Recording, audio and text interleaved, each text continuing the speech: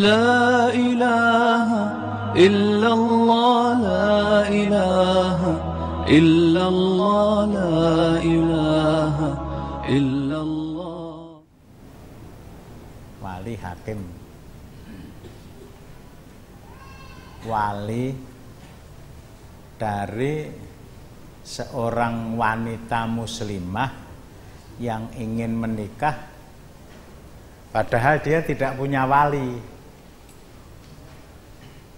Bisa jadi orang tuanya sudah meninggal, dalam hal ini bapaknya, mbah kakung dari bapak, Pak D, Pak Le dari bapak, termasuk kakak atau adik laki-lakinya. As-sultanu waliyul liman la waliyalah. Walinya adalah penguasa. Atau kata-kata Umar ibnul Khattab radhiyallahu an, la tungkahul mar'atu illa bi'idni waliyiha au dhi ra'yin min ahliha awis sultan. Penguasa.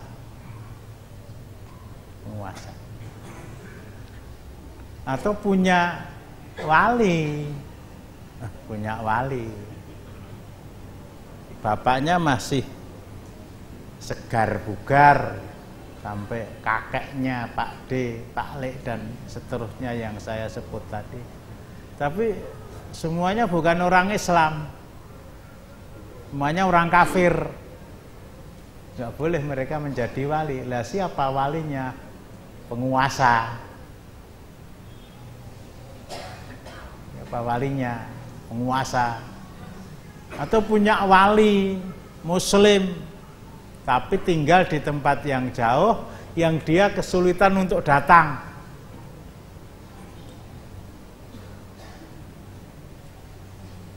Kesulitan untuk datang.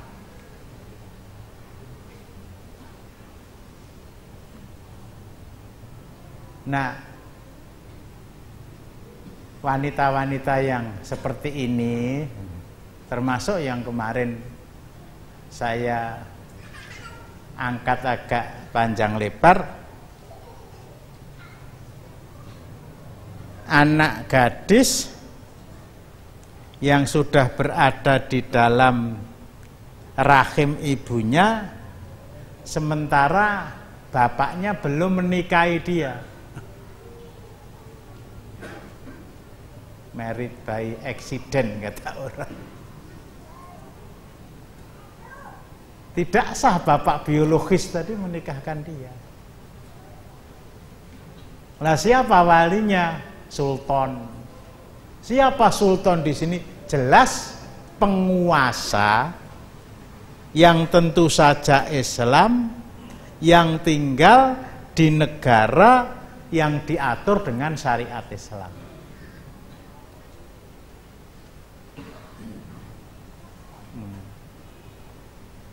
Penguasanya Islam, wis tahu umroh, wis tahu haji, tapi dia menerapkan hukum, menerapkan undang-undang, menerapkan aturan yang bukan aturan Allah,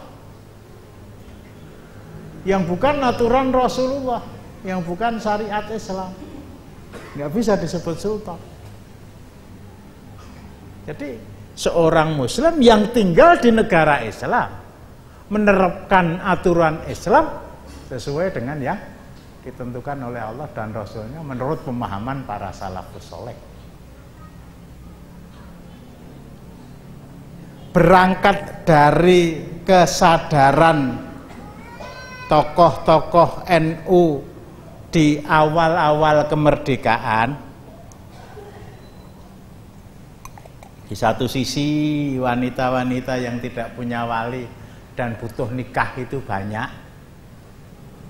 Di satu sisi mereka menyadari. Mereka tahu betul bahwa Indonesia itu bukan negara Islam.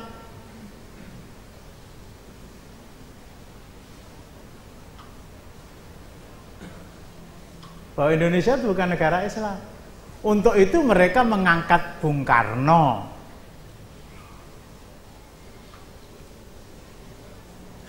Kemarin saya sebutkan sebagai waliul amrid daruri bisauqah, kepala negara dalam keadaan darurat karena tidak ada yang lain, tetapi mempunyai kewenangan dan kekuasaan penuh, termasuk di dalam kewenangan dan kekuasaan dia itu menikahkan wanita-wanita muslimah, gadis-gadis muslimah yang ingin menikah tetapi tidak punya wali. Itu ijtihad ulama NU. Taruhlah ketika Bung Karno diberi mandat ini, diterima dengan tangan terbuka, sepenuh hati. Kemudian karena 1001 tugas yang harus dilaksanakan sebagai presiden, sebagai kepala negara dan sekaligus kepala pemerintahan, maka beliau mengamanahkan kepada Menteri Agama. Beliau mengamanahkan kepada Menteri Agama untuk menindaklanjuti apa yang telah dibebankan oleh pengurus besar Nahdlatul Ulama kepada Bung Karno.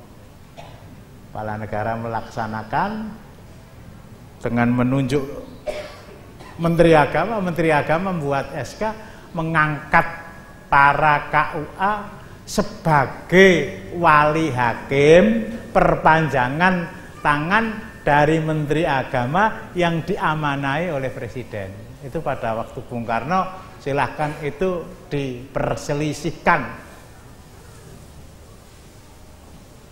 keabsahan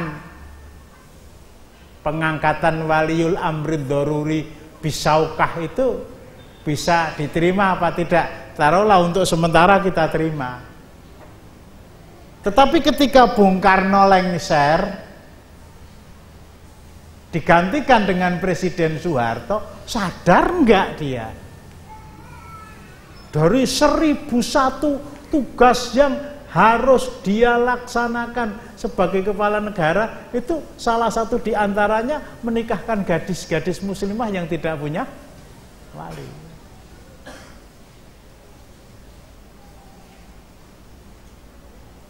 Pernahkah dia mengulangi dulu ketika kabinet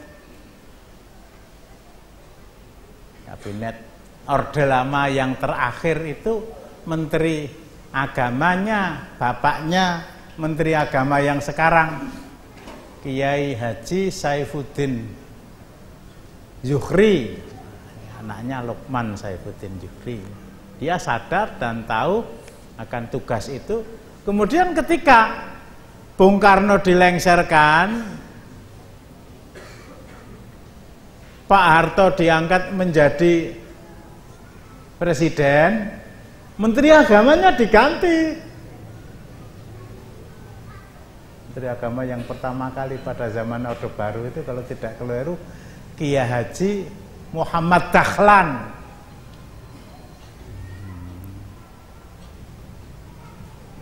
Ada enggak SK yang diberikan oleh kepala negara kepada Menteri Agama tentang tugas wali hakim tadi? Ini persoalannya pelik ya. Tapi yang jelas tidak ada pengulangan. Tidak ada pengulangan. Dari PBNU untuk mengangkat Soeharto itu sebagai waliul amri daruri bisauqah. Ada enggak amanat Bung Karno kepada Pak Harto bahwa saya mendapat tugas, mendapat amanah dari PBNU menjadi waliul amri daruri bisauqah? Kok kayaknya kalau ada kok malah lucu loh. Jadi pengangkatan Menteri Agama pada awal-awal Orde Baru dan seterusnya dan sampai Orde Baru itu lengser, tidak ada perintah dari kepala negara kepada Menteri Agama untuk menindaklanjuti pengangkatan dirinya sebagai waliul amri dan SK untuk para naib itu tetap berjalan.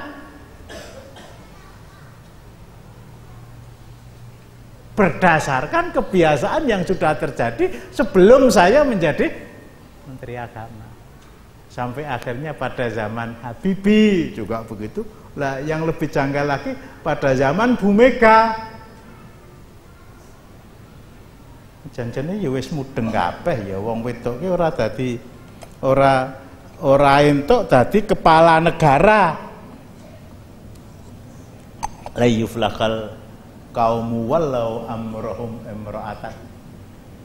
Suatu kaum, suatu bangsa katakanlah tidak akan berjaya, tidak akan sukses apabila mereka menyerahkan kepemimpinan mereka kepada kaum wanita. Mereka diangkat. Sing ngangkat sapa? Sing ngangkat sapa? Lah, malah Amin Rais. Aneh itu. Sebelumnya Presiden buta, cuma ulama itu. Ulama sepakat orang buta itu nggak boleh jadi kepala negara. Kalau orang tuli itu masih boleh. Artinya sebagian dari ulama masih memperbolehkan. Tapi kalau buta sama sekali, apalagi buta terong.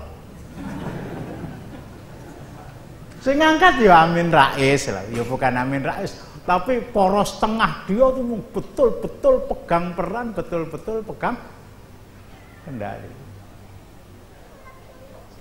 Masih ada enggak? Masih ada enggak nilai-nilai konstitusional syar'i dari waliul amri daruri bisaukah itu? Sampai lengsernya Megawati 10 tahun diganti SBY, November, Desember, Januari, Februari, Maret, April, 6 bulan diganti Jokowi. Sadar nggak dia saya itu waliul amri daruri bisaukah, mewarisi Pak SBY mewarisi Bu Mega mewarisi Gus Dur mewarisi Pak Habibie mewarisi Soeharto mewarisi Soekarno. Tapi di atas itu semua benar apa tidak kata-kata sebagian orang Islam, ceplosnya Salafi, bahwa Indonesia itu negara Islam?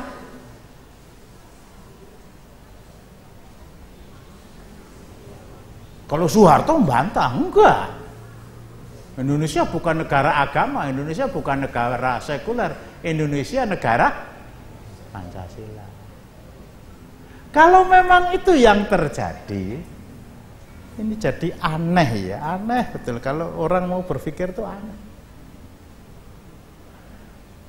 Organisasi-organisasi Islam yang ada, baik yang bersifat lokal maupun nasional, tidak pernah berbicara hitam putih tentang keberadaan NKRI, apakah itu negara agama apa bukan. Belum masuk kepada ranah Islam.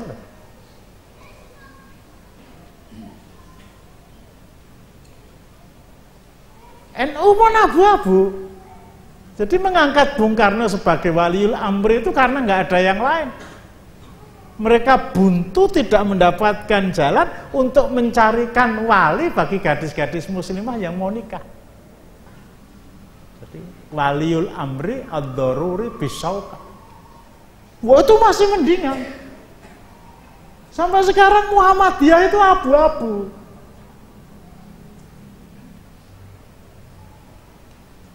Muhammadiyah itu abu-abu. Bahkan Din Samsudin dalam masalah hisab dan ru'yah, Muhammadiyah tidak wajib patuh kepada pemerintah karena pemerintah RI itu bukan pemerintah Islam. Tegas itu. Tapi semata-mata karena hisabnya diganggu orang lain lah begitu. Tapi dalam masalah lain itu sifatnya semuanya abu-abu.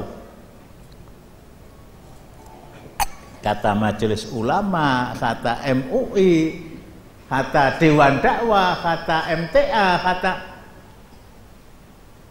janjane Islam ora to? Enggak, ini enggak akan apa namanya saya ungkit untuk diperbincangkan kalau di belakangnya itu ada kata-kata as-sultanu waliyun liman la waliyallah. Paling tidak begitulah mazhab Syafi'i mengatur kepada mereka yang tidak punya wali. Yang menjadi wali itu penguasa. Artinya kalau mereka sudah sepakat paling tidak mengangkat kepala negara itu sebagai waliul amri daruri bisaukah, dan itu diakui, lah pernikahan anak-anak mereka sudah selesai sah. Neng nek ora,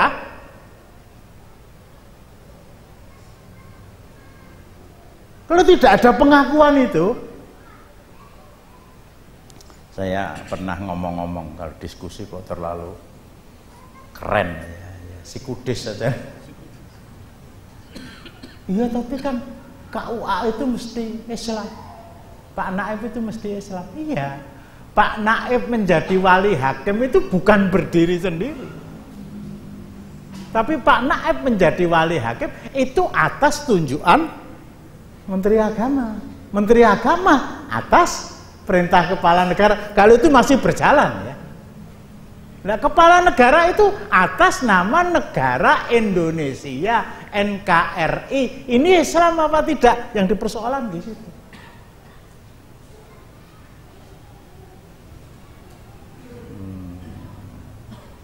Ini Masya Allah ya, perlu ada sebuah kajian secara nasional tentang keberadaan wali hakim di Indonesia yang konon mayoritas penduduk muslimnya bermadzhab Syafi'i.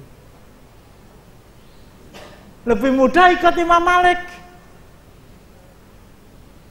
Kalau paling tidak ragu-ragu atau merasa tinggal di sebuah negara yang tidak diterapkan di sana syariat Islam, kamu tunjuk salah seorang di antara tokoh masyarakat di mana kamu hidup di tengah-tengah mereka. Imam masjid mungkin ya, ustadz mungkin, kiai mungkin, kiai, nuwun sewu lah, ya. Mungkin yang sowan kakaknya atau adiknya atau pakdenya dari ibu. Ini anak ini mau nikah nggak punya wali, pak-paknya meninggal, pakdenya dan semuanya. Saya minta penjenengan yang menikahkan.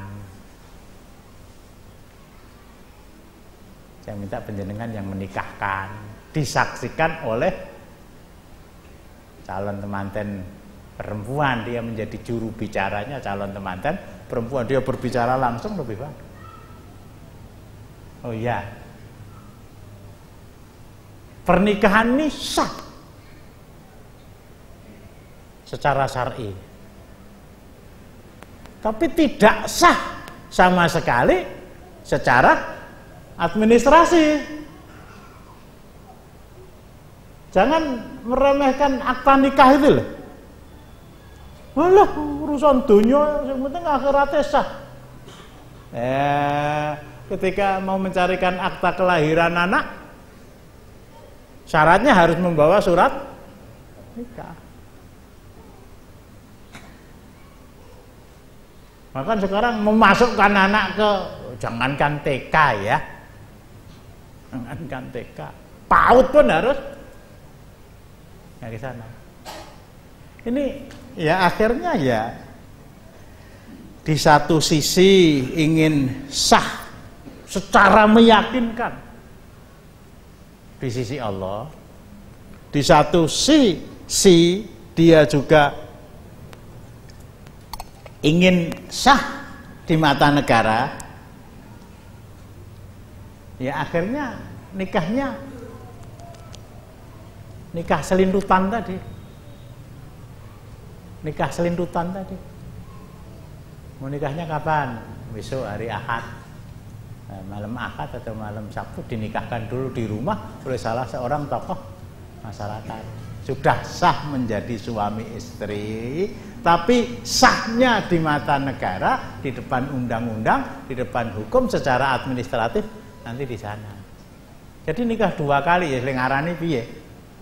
Karena nggak ada jalan lain kecuali harus menempuh itu karena khawatir berangkat dari keabu-abuan sikap para tokoh-tokoh organisasi Islam dalam menentukan apakah NKRI itu negara Islam atau bukan. La ilaha illallah.